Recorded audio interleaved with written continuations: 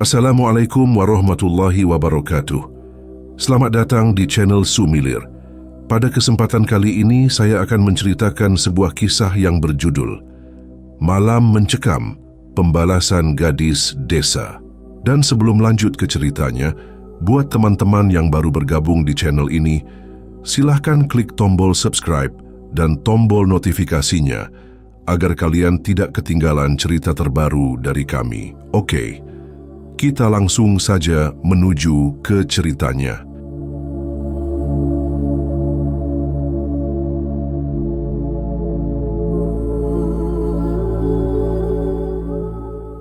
Langit malam tampak kelabu, awan-awan gelap menggantung rendah seolah-olah menyembunyikan bulan dari pandangan. Sylvie melangkah cepat melewati gang sempit yang biasa ia lalui untuk pulang. Kakinya terasa berat.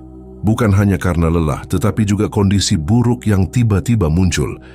Lampu jalan yang berkerlip lemah menciptakan bayangan aneh di dinding bangunan tua di sekitarnya. Suara tawa kasar terdengar dari belakang, memecah kesunyian. "Sylvie!" Panggilan itu tajam menusuk telinga. Ia menoleh perlahan dan matanya menangkap tiga sosok yang dikenalnya, Angga, Raffi, dan Sarif. Yang ketiga berdiri di ujung gang dengan senyuman sinis. Wajah mereka dipenuhi penuh maksud. Buruk Sylvie menelan ludah, mencoba menenangkan diri. "Jalan saja. Jangan lihat mereka," gumamnya, mencoba mengalihkan perhatian dari ketakutan yang perlahan merambati dirinya. Namun, langkah ketiga, pria itu semakin dekat. Suara sepatu mereka terdengar seperti dentuman yang menggema di gang sempit itu. "Sylvie," ujar Angga lagi. Kali ini lebih dekat. Ia memutar lebar menampilkan deretan gigi yang menguning akibat rokok. "Sudah lama tak jumpa ya?" Sylvie berhenti, jantungnya berdegup kencang. Ia menatap mereka dengan waspada. "Aku harus pulang, jangan halangi aku," katanya pelan namun tegas, mencoba terdengar berani meski suara hati gemetar. Raffi tertawa kecil, langkahnya semakin mendekati Sylvie. "Pulang? Kenapa buru-buru? Kami cuma ingin ngobrol sebentar, jangan sombong dong." Sarif mengeluarkan korek api dari saku, menyalakan batang rokok di mulut.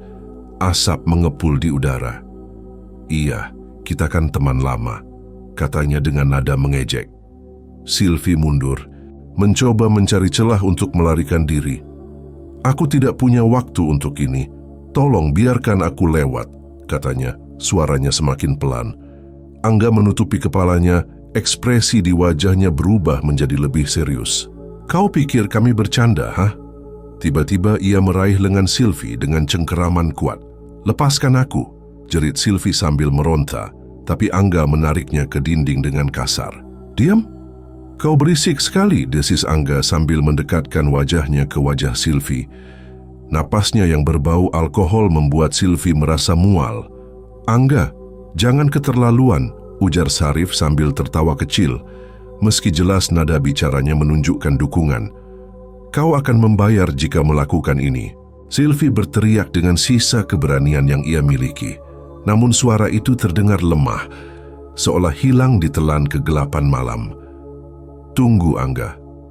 Jangan buru-buru. Nikmati momen ini," ucap Raffi sambil terkekeh. Malam itu, lorong sempit tersebut menjadi saksi bisu dari kengerian yang dialami Sylvie. Jeritannya memecah malam, namun tak seorang pun mendengarnya. Hanya angin yang berhembus dingin, membawa bau asap rokok dan aroma kegilaan yang memenuhi udara. Sylvie berusaha meronta, namun cengkeraman Angga di lengannya begitu kuat. Ia diseret tanpa ampun ke arah gang yang lebih gelap, jauh dari pandangan siapapun. Kakinya terseret di atas aspal kasar, lututnya terluka tetapi ia terlalu lemah untuk melawan. "Kenapa harus buru-buru pulang? Kau terlalu cantik untuk dibiarkan berjalan sendirian malam-malam begini," ujar Sarif sambil tertawa. "Kecil!" Tatapan mata dipenuhi rasa puas. "Aku mohon, lepaskan aku tidak akan melaporkan kalian." Suara Sylvie terdengar lemah, penuh ketakutan. Air matanya mengalir deras, tapi tak ada sedikit pun rasa belas kasihan dari ketiga pria itu. "Diam, Hardik Angga dengan nada tajam. Kau banyak bicara, sudah terlambat untuk menawar. Raffi yang sudah bersiap sejak awal mengeluarkan tali dari dalam tasnya. Ia melilitkannya dengan cepat di pergelangan tangan Sylvie, membuat gadis itu tak berdaya. Berhentilah meronta. Kau hanya menyulitkan dirimu sendiri, ujarnya dingin. Sylvie berteriak keras mencoba melawan, tapi Raffi mendorongnya hingga jatuh ke tanah. Tolong aku, ada yang dengar? Tolong! Jeritnya penuh keputusasaan. Sarif terkekeh mendengar teriakannya. Jeritlah sepuasmu, tak ada yang peduli di sini. Semua orang terlalu sibuk dengan urusan mereka. Angga menunduk, mendekatkan wajahnya ke telinga Sylvie. Jika kau melawan, ini akan lebih menyakitkan. Kau tidak ingin hal itu terjadi, kan? Bisiknya dengan nada dingin yang membuat bulu kuduk berdiri. Jangan lakukan ini, aku mohon. Sylvie terus memohon, suaranya mulai parau karena menangis. Namun hadirnya kosong menandakan semua permohonannya sia-sia. Angga menekan tubuh Sylvie ke tanah dengan kekuatan penuh, sementara Raffi mengamankan tali yang sudah melilit erat. Sarif berdiri di dekat mereka, menghisap rokok dengan santai seolah tak ada yang salah dengan tindakan mereka. Cepat selesaikan. Aku tidak ingin terlalu lama di sini, ujar Sarif sambil melirik ke arah ujung gang. Diam saja, nikmati prosesnya, jawab Angga tanpa melepaskan cengkeramannya di pundak Sylvie. Kita harus membuatnya tahu siapa yang berkuasa. Sylvie berjuang dengan tenaga, namun mereka terlalu kuat. Tubuhnya gemetar, kulitnya dingin seperti es. Ia tahu dirinya tak akan lolos malam itu. Aku benci wajah penuh ketakutan seperti itu, ujar Raffi sambil menatap Sylvie dengan pandangan jelek. Tapi entah kenapa aku suka melihatnya menderita. Dasar iblis, Sylvie bernyanyi ke arah mereka meskipun tubuhnya lemah tak berdaya. Namun tindakannya hanya membuat Angga marah. Ia mencengkeram rambut Sylvie, menariknya dengan kasar. Berani sekali kau melawan. Kau pikir kami akan membiarkanmu hidup-hidup setelah ini? Malam itu menjadi saksi bisu atas kekejaman yang tak terkatakan. Teriakan Sylvie meredup dan akhirnya hanya keheningan yang tersisa. Tubuhnya yang tak bernyawa terikat pada seutas tali dan digantung di pohon besar di dekat lorong itu. Pria ketiga itu memandang hasil perbuatan mereka dengan senyum puas. Sarif menampar pundak Angga. Bagus sekali, tak ada yang akan tahu ini. Ulah kita. Namun di tengah keheningan malam angin berhembus membawa bisikan samar. Sepertinya olah ada sesuatu yang tak akan pernah membiarkan kejadian ini berlalu begitu saja. Malam di rumah Angga terasa lebih sunyi dari biasanya. Seminggu telah berlalu sejak peristiwa keji itu. Namun bayangan malam di gang sempit tersebut tak juga menyinari pikiran. Ia mencoba mengalihkan perhatiannya dengan menonton televisi. Tetapi suara samar seperti langkah kaki terdengar dari arah kamar. Cuman perasaanku saja, gumam Angga sambil mematikan televisi. Ia berdiri, menuju dapur untuk mengambil air, minum, namun langkah itu kembali terdengar, lebih jelas, lebih dekat. Ia berhenti di tengah jalan menajamkan pendengaran. Siapa di sana? Tanyanya sambil menoleh ke belakang, namun lorong rumah tampak kosong. Kembali ke kamar, ia duduk di tepi tempat tidur, mencoba meyakinkan dirinya. Mungkin aku hanya lelah, terlalu banyak pikiran. Ia menenggak udara dengan cepat dan membaringkan tubuhnya. Namun belum sempat matanya terpejam, tawa kecil yang menyeramkan terdengar menggema di dalam kamar. Angga langsung bangkit, matanya mencari sumber suara. Siapa di sini? Jangan main-main. Suaranya terdengar panik. Suara itu berhenti, menyisakan keheningan yang justru semakin mencekam. Angga mencoba berdiri tapi lututnya bergetar. Ketika ia menoleh ke arah cermin besar di sudut kamar, wajahnya membeku. Wajah berwajah seorang wanita dengan rambut acak-acakan dan mata merah menyala tampak menatap dari cermin. Bibirnya bergerak menyebut nama yang tak ingin ia dengar lagi. Aku, Sylvie. Tidak mungkin. Ini tidak nyata. Angga memekik, mundur hingga terjatuh ke lantai. Sosok itu tersenyum dingin, lalu keluar dari cermin, melayang mendekat. Angga mencoba meraih gagang pintu, tetapi pintu kamar terkunci. Ia menabrak pintu dengan kepalan tangan. "Lama, siapapun, tolong aku," teriaknya, namun suaranya seolah tenggelam dalam mengantuk. Sylvie terus mendekat, berbaring melayang tanpa menyentuh lantai. "Kenapa kamu terlihat takut, Angga? Bukankah kamu menikmati malam itu?" Suaranya dingin seperti es. Angga menangis, lututnya tertekuk di lantai. "Aku tidak bermaksud. Aku hanya... Itu salah mereka. Aku tidak ingin ini terjadi." Sylvie tertawa kecil, suaranya menggelegar di dalam kamar. "Kau tertidur. Anda ikut serta dalam kebiadaban itu dan sekarang Anda ingin mencuci tangan. Tolong, aku mohon, ampuni aku." Angga memohon, matanya mengalir deras. Namun Sylvie tak menunjukkan belas kasihan. Tangan dinginnya meraih leher Angga, menggenggamnya dengan kekuatan luar biasa. "Kini kau akan merasakan apa yang sudah aku rasakan," bisiknya di telinga pria itu. Angga meronta mencoba melawan, tetapi tubuhnya kaku seperti dihantam oleh rasa takut yang luar biasa. Napasnya tersengal, dunia seolah berputar di sekelilingnya. Sylvie hanya tersenyum, mempererat cengkeramannya. Sebelum kesadarannya hilang, Angga sempat melihat bayangan lain di sudut kamar. Raffi dan Sarif berdiri, menatap dengan wajah ngeri, meski tubuh mereka tampak transparan seperti bayangan. Sebuah bisikan halus terdengar di telinga sebelum semuanya menjadi gelap. "Kau bukan satu-satunya yang akan merasakan ini." Pagi berikutnya, kabar kematian Angga menyebar dengan cepat. Tubuhnya ditemukan tergantung di kamar, dengan wajah penuh luka cakaran dan mata yang terbuka lebar. Ekspresi ketakutannya masih terpampang jelas, membuat semua yang melihatnya bergidik. Di sebuah warung kecil, Raffi duduk bersama Sarif, menyeruput kopi sambil mendengarkan cerita dari salah satu pelanggan. "Angga meninggal, menggantung diri, itu berita gila." Raffi tertawa keras meskipun tawanya terdengar dipaksakan. "Dia pasti depresi," lanjut Raffi sambil mengaduk kopinya dengan santai.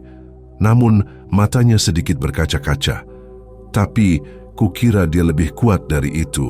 Sarif menatapnya tajam. "Kau tidak merasa aneh? Luka-luka di tubuhnya sepertinya bukan karena gantung diri. Jangan terlalu banyak mikir, Sarif. Angga mungkin cuma kehilangan akal, itu bisa terjadi pada siapa saja," jawab Raffi, mencoba menutupi kegelisahannya. Sarif mendesah panjang. "Kita tak pernah tahu apa yang bisa terjadi selanjutnya. Aku punya kedalaman buruk tentang semua ini." Malam itu, Raffi mencoba mengabaikan rasa tak nyaman yang membebani pikirannya. Ia berbaring di atas tempat tidur, memejamkan mata sambil berharap bisa tidur nyenyak. Namun suara samar terdengar dari sudut ruangan. "Raffi, kau ingat aku?" Mata Raffi terbuka lebar. Ia menoleh, tapi tak ada siapapun di sana. Jantungnya mulai berdetak lebih cepat. "Siapa itu? Jangan main-main!" Suaranya terdengar goyah. Bisikan itu kembali terdengar, kali ini lebih dekat. "Raffi, aku di sini." Ia meraih ponselnya dan menyalakan senter, menjangkau setiap sudut kamar. Namun sosok yang ia lihat membuat tubuhnya kaku. Sylvie berdiri di sudut ruangan, mengenakan pakaian compang-camping yang berlumuran darah. Matanya memerah dan di tangannya tergenggam pisau besar. "Tidak mungkin, ini tidak nyata." Raffi mundur ke dinding, tubuhnya gemetar. Kau sudah mati." Sylvie tersenyum dingin. "Aku memang mati, tapi bukan berarti aku hilang. Kau, Raffi, harus membayar." "Sylvie, maafkan aku. Itu tidak sepenuhnya salahku." Raffi mencoba meraih sesuatu di meja kecil di sebelahnya, tapi tubuhnya terlalu lemas. Sylvie berjalan perlahan, setiap langkahnya seperti dentum keras di telinga Raffi. "Kau ikut serta dalam kebiadaban itu, dan kau pikir bisa lolos begitu saja?" "Sylvie, aku tidak ingin ini terjadi. Itu semua ide Angga." Teriakan Raffi, air mata mengalir di wajahnya. Namun Sylvie hanya melihatnya dengan penuh kebencian. Tanpa berkata apa-apa lagi, ia mengangkat pisau besar itu dan menghujamkannya ke tubuh Raffi. "Rasakan apa yang kau lakukan padaku." Jeritan Raffi menggema di malam itu ketika pisau itu menancap berulang kali ke tubuhnya. Memercik darah ke dinding, membasahi lantai. Sylvie hanya terus memukul, wajahnya tanpa ekspresi, seolah menikmati setiap detik mencapainya. Raffi mencoba berbaring, tetapi tubuhnya melemah dengan cepat. "Ampuni aku, Sylvie," bisiknya sebelum nafas terakhirnya terputus. Sylvie berdiri, menatap tubuh tak bernyawa Raffi dengan dingin. "Satu sudah selesai," katanya pelan sebelum menghilang dalam kegelapan. Di pagi harinya, warga menemukan tubuh Raffi di dalam ruangan. Pemandangannya begitu mengerikan. Dinding dipenuhi bercak darah, dan mata terbuka lebar seperti menyaksikan mimpi buruk sebelum ajal datang. Sarif duduk nyaman di ruang tamu rumahnya. Kabar kematian Angga dan Raffi terus menghantui pikiran. Tangannya gemetar saat menyalakan rokok. Ini semua tak masuk akal, gumamnya. Tiba-tiba pintunya diketuk keras. Sarif terlonjak, wajahnya memucat. "Siapa itu?" tanyanya dengan suara bergetar. "Paketan, Pak," sahut suara dari luar. Ia menghela napas lega, membuka pintu dan menerima paket yang ternyata bukan miliknya. Sembari memeriksa paket, pikirannya terusik oleh kenangan kejadian malam itu. Sylvie, tubuhnya gemetar mengingat wajah penuh dendam itu. "Aku harus pergi dari sini," akhirnya putus. Tanpa berpikir panjang, Sarif mengambil kunci mobil dan melaju tanpa tujuan pasti. Ia hanya ingin berada sejauh mungkin. Di tengah perjalanan, hujan mulai turun deras. Jalanan sepi, hanya lampu mobil yang mengeluarkan gelap. Sarif memutar radio untuk kecemasannya. Lagu mengalun lembut, namun tiba-tiba berhenti menggantikan suara serak. "Sarif, kemana kau lari?" Sarif membanting radio dengan panik. "Tidak mungkin, ini cuma halusinasi," teriakannya. Mobil tiba-tiba berhenti di tengah jalan. Mesin mati mendadak dan lampu depan menyala. "Sial, apa lagi ini?" makinya sambil keluar untuk memeriksa mesin. Hujan mengguyur tubuhnya saat ia membuka kap mobil. Sarif mencoba melihat kabel-kabel yang terhubung, tapi suara langkah dari belakang membuatnya berhenti. "Siapa di sana?" serunya, menoleh dengan cepat. Namun yang ia lihat membuat darahnya membeku. Sylvie berdiri di tengah jalan mengenakan gaun robek berlumuran darah. Di tangan sutas tali panjang digantung bergoyang perlahan. "Kau pikir bisa lari dariku, Sarif?" tanyanya dengan senyum mengerikan. Sarif mundur, tubuhnya gemetar. "Sylvie, aku tidak bermaksud membunuhmu. Itu semua ide Angga." Sylvie berjalan mendekat, langkahnya pelan tapi pasti. "Kau terlibat, kau ikut, kamu diam. Itu sudah cukup. Tolong Sylvie, aku akan melakukan apa saja. Jangan sakiti aku." Sarif memohon sambil bersujud di tanah. Sylvie hanya tertawa dingin. "Apa yang kau sumbangkan untuk menggantikan nyawaku?" tanyanya lalu melemparkan tali ke arah Sarif. Tali itu melilit dengan cepat. Sarif berusaha melepaskan diri, meronta-ronta, namun lilitan semakin kuat. "Tidak, Sylvie, hentikan, kumohon." Sylvie menarik tali itu dengan kekuatan supranatural, menyeret tubuh Sarif ke arah pohon besar di tepi jalan. Jeritan Sarif memecah keheningan malam, namun tak ada yang mendengarnya di tengah hujan lebat. Di bawah pohon, Sylvie melilitkan tali ke cabang kuat, lalu menariknya hingga tubuh Sarif terangkat. Napasnya tersengal-sengal, matanya melotot, hingga akhirnya tubuhnya tak lagi bergerak. "Sekarang giliranmu untuk merasa tercekik," bisik Sylvie sebelum menghilang dalam kegelapan malam. Pagi itu suasana di desa berubah tegang. Warga berkumpul di sekitar pohon besar di tepi jalan tempat jenazah Sarif ditemukan tergantung. Untuk ibu membisikkan doa, sementara beberapa pria menutupinya untuk menghindari satu sama lain. "Apa mungkin ini kutukan?" tanya Pak Burhan, salah satu tetua desa sambil mengamati pohon itu. Semua yang terlibat dalam kematian Sylvie mati dengan cara yang mengerikan, sahut Burani sambil memeluk tasbih erat di tangannya. Kita tidak bisa mengabaikan ini. Ada yang bilang, malam sebelum Sarif ditemukan, terdengar suara perempuan menangis di jalan. Bisik seorang pemuda kepada temannya. Bukan hanya menangis, sela Pak Leman, tukang ronda desa. Aku melihat sosok perempuan di lorong dekat rumah Sarif. Wajahnya penuh darah, semua mata menatap Pak Leman. Kenapa tidak bilang sejak awal, tegur Burani dengan nada panik. Siapa yang akan percaya? Lagi pula aku pikir itu hanya bayangan, jawabnya. Suaranya gemetar. Di rumah kepala desa warga berkumpul untuk mencari solusi. Kita tidak bisa membiarkan hal ini berlanjut, kata Pak Surya, kepala desa, dengan nada serius. Apa yang bisa kita lakukan, tanya Pak Burhan. Semua ini bukan urusan manusia biasa. Ada dukun di desa sebelah, ujar Pak Leman. Dia bisa membantu kita mengusir roh jahat. Namun, sebelum keputusan dibuat, seorang wanita tua berdiri di sudut ruangan. Nenek Sarmi yang dikenal sebagai penjaga cerita lama desa menghela napas panjang. Kutukan ini hanya bisa dihentikan jika kebenaran terungkap, katanya perlahan. Apa maksudmu, Nek? Tanya Pak Surya penasaran. Mereka yang membunuh Silvi harus bertanggung jawab. Tapi sekarang mereka semua sudah mati. Kita harus mencari tahu bagaimana roh Silvi bisa tenang, jawabnya dengan nada penuh misteri. Warga saling memandang, ketakutan membayangi wajah mereka.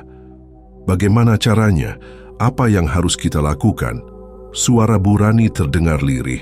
Nenek Sarmi menatap pohon besar itu dari jendela. Jawabannya ada di sana, di tempat ia kehilangan nyawanya. Tapi kalian harus siap menghadapi apapun yang akan kalian temukan. Malam itu, lorong dan pohon besar menjadi tempat yang tak seorang pun berani mendekat.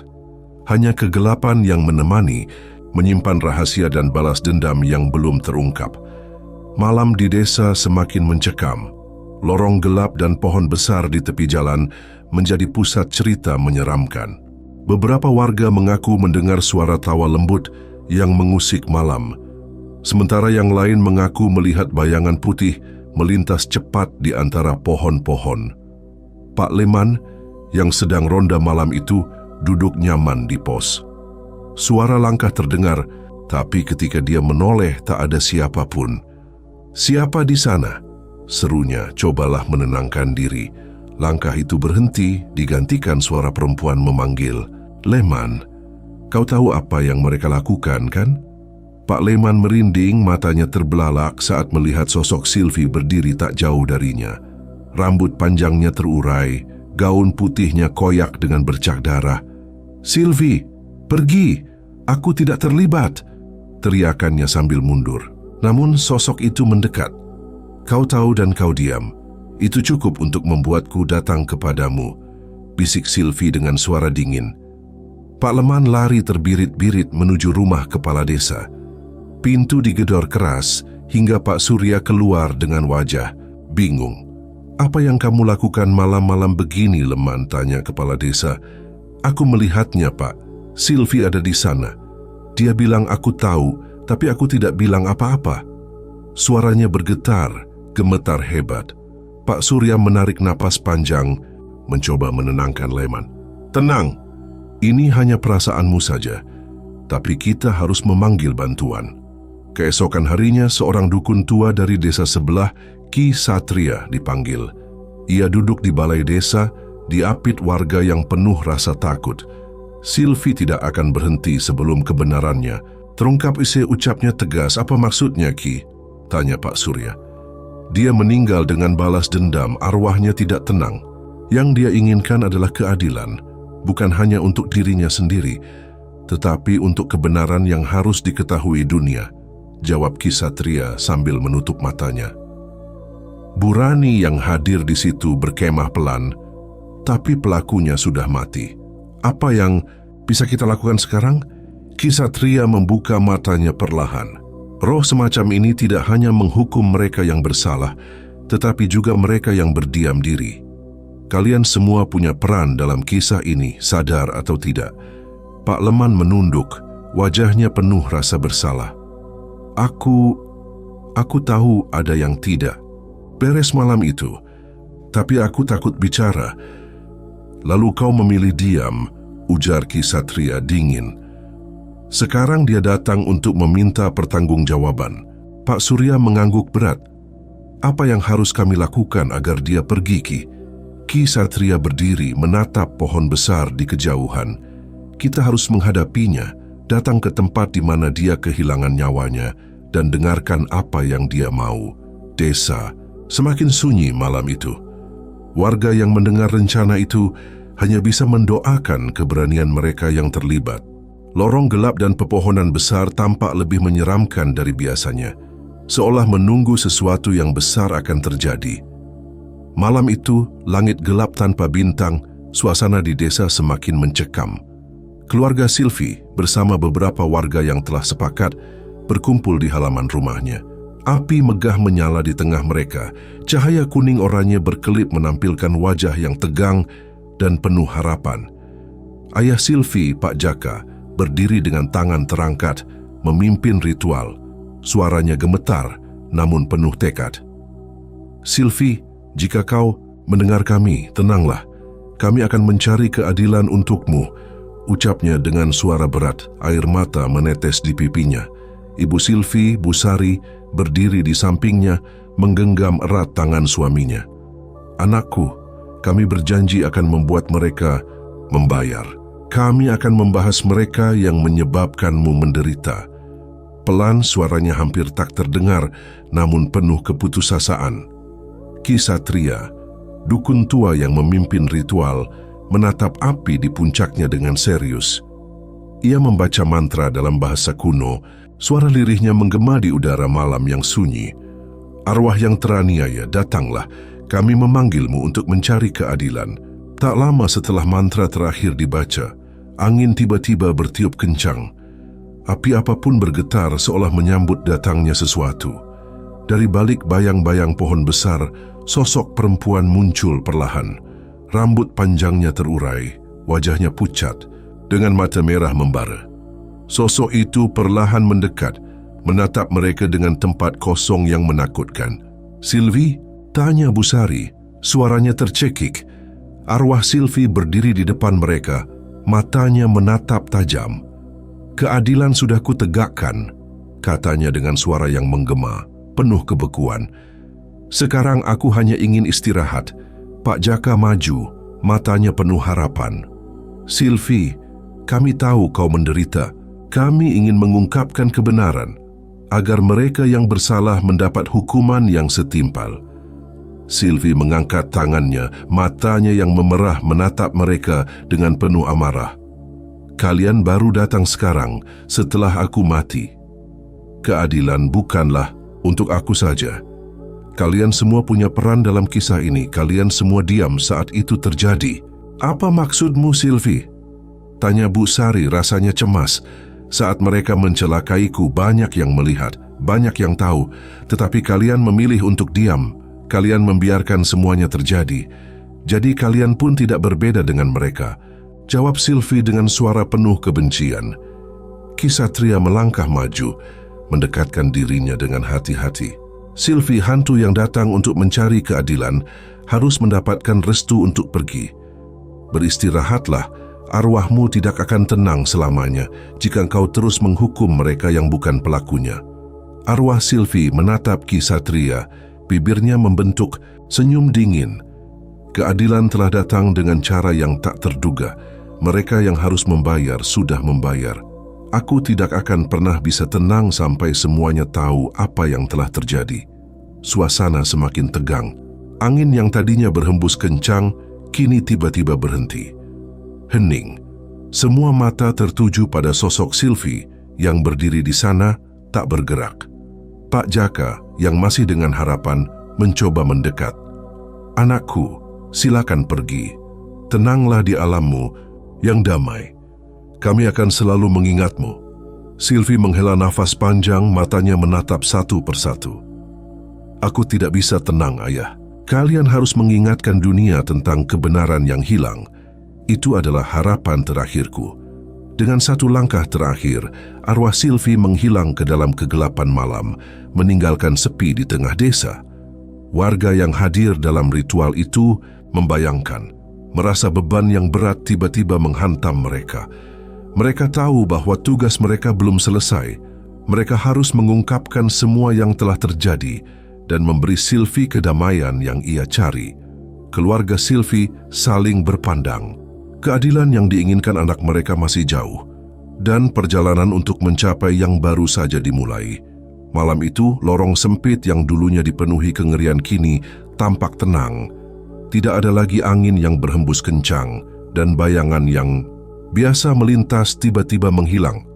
Warga yang lewat di sana mulai merasa aman, namun ada satu hal yang tidak bisa mereka lupakan. Senyum terakhir Sylvie di bawah pohon besar, senyum yang penuh kemarahan dan keputusasaan. Pak Jaka dan Bu Sari masih sering datang ke lorong itu, berdiri di bawah pohon tempat jenazah Sylvie ditemukan. Mereka merasa ada sesuatu yang belum selesai. Sarannya Ki Satria benar, kita harus melanjutkan perjuangan ini, kata Pak Jaka sambil menatap ke dalam kegelapan. Bu Sari mengangguk pelan, matanya masih merah karena menangis. Tapi bagaimana kita bisa melupakan apa yang telah terjadi? Kita tidak bisa hanya diam dan membiarkan cerita Sylvie hilang begitu saja. Di kejauhan suara tawa terdengar samar, mengingatkan mereka pada masa-masa kelam yang baru saja berlalu. Kami tidak akan pernah melupakanmu, Sylvie, gumam Pak Jaka dengan penuh rasa haru. Kami akan terus berbicara tentangmu. Mereka harus mengetahui kebenarannya. Namun meskipun cerita itu terus disebarkan, desa itu kembali menjadi tenang. Lorong yang dulunya dianggap angker kini dipenuhi cerita mengerikan, namun tak ada lagi yang berani mengabaikannya. Setiap malam, ketika seseorang melewati tempat itu, mereka akan berpikir sejenak, merenung tentang apa yang telah terjadi dan tentang apa yang bisa terjadi jika keadilan ditunda terlalu lama. Bu Sari menatap lorong itu satu kali lagi sebelum akhirnya melangkah pergi. Sekarang kamu tenang, Sylvie, ucapnya pelan. Kami akan terus menjaga keadilan Anda. Dan begitu saja lorong itu kembali ke dalam sunyi. Namun, keberadaan Sylvie tetap menghantui setiap sudut desa. Tidak lagi dengan kekuatan kutukan, tetapi dengan kisah yang akan terus hidup, mengingatkan semua orang bahwa kejahatan tak pernah dibiarkan tanpa balasan. Cerita ini tamat, selesai sampai di sini. Bagaimana menurut kalian tentang cerita ini? Silahkan tulis di kolom komentar. Dan saya mohon maaf jika ada kesalahan kata. Saya pamit undur diri. Wassalamualaikum warahmatullahi wabarakatuh.